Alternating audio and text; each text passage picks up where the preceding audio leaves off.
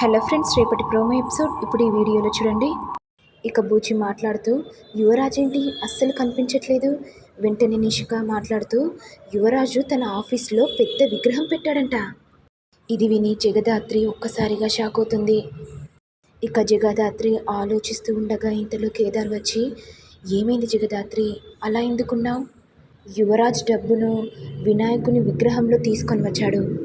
ఒకసారి ఆఫీస్ ముందున్న CCTV footage check చేయి. చెక్ పోస్ట్ దాటిన తర్వాత ఈ విగ్రహం ఉంది కదా దాత్రి, మనం రైడ్ చేసి ఆ విగ్రహాన్ని తీసుకొద్దాం పదా. ఒక్క నిమిషం కేదార్, డబ్బు ఆ విగ్రహంలోనే ఉండాలి. డబ్బుతో సంబంధం ఉన్నోళ్ళందరూ రంగంలోకి దిగుతారు. మరి గణపతి విగ్రహం నుంచి డబ్బులు తీయకుండా ఎలా ఆపగలం దాత్రి? అలా కేదార్ అడగగానే జగదాత్రి నవ్వుతుంది.